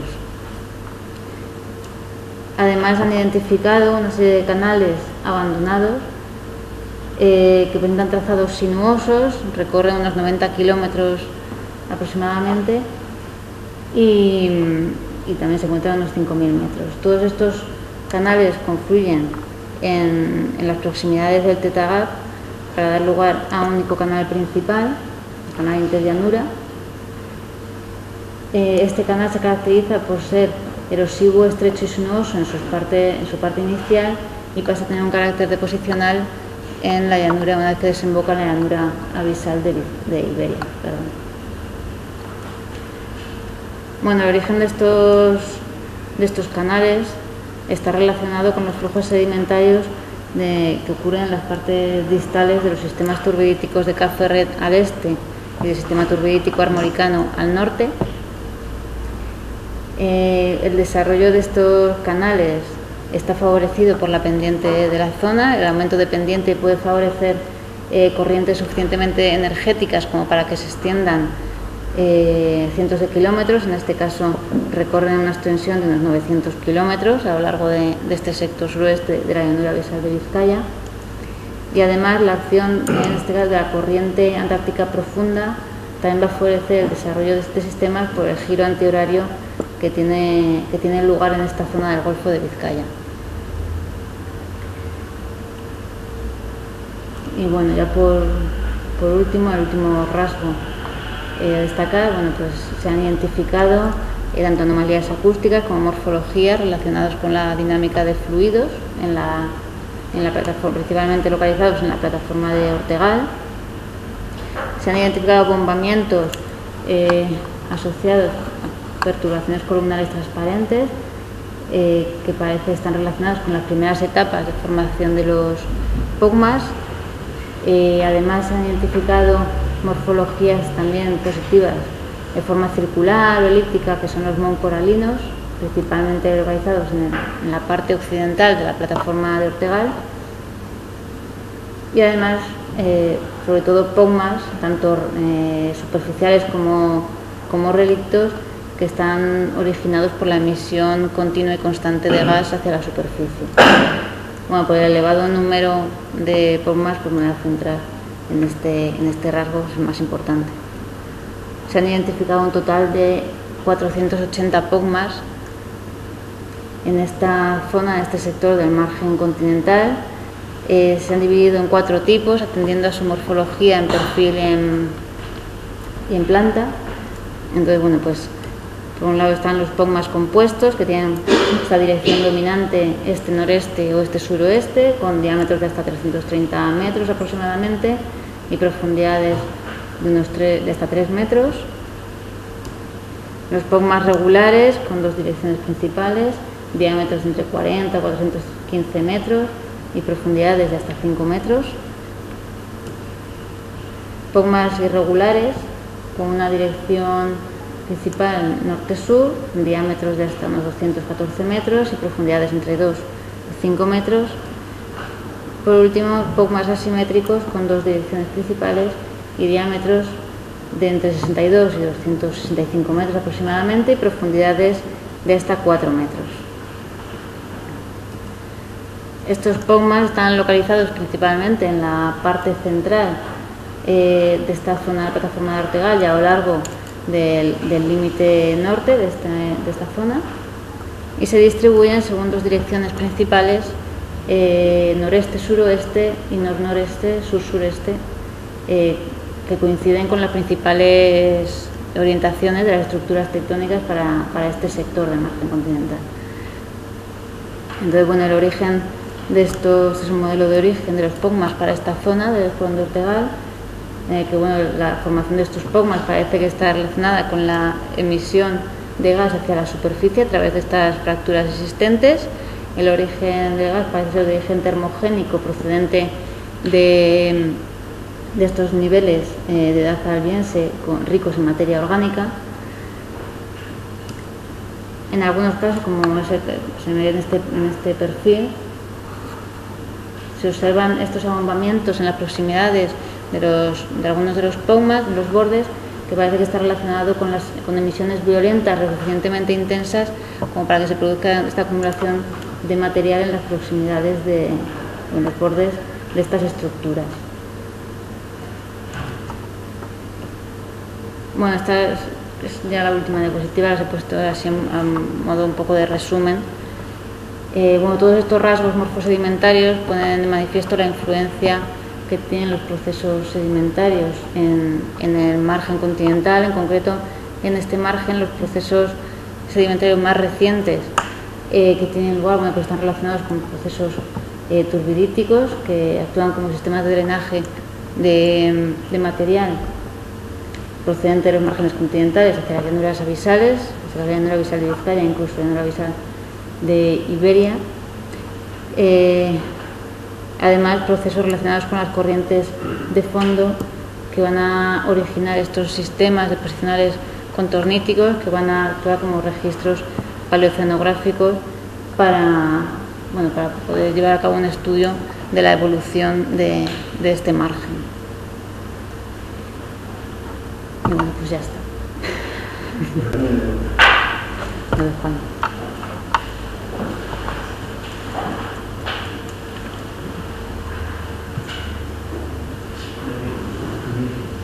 Gloria, una pregunta desde el más profundo desconocimiento. Has dicho que los canales estos medioceánicos se forman por corrientes geológicas. Sí. Que a mí es que me cuesta ver cómo se mantiene la energía durante 800 kilómetros a 4.000 metros de profundidad y con corrientes marinas en sentido contrario. Me cuesta ver Ya la velocidad. he dicho que pendiente de la zona de Vizcaya hacia el sur de la dirección y favorece la por atender esa dirección de la expansión. Hay una corriente en ese y también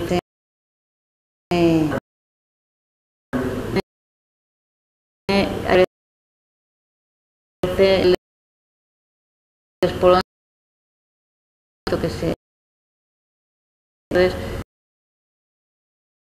que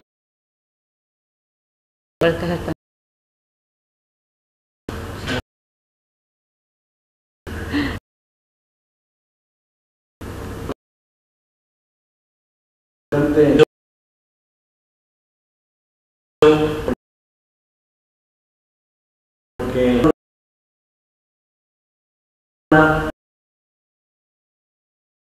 la batimetría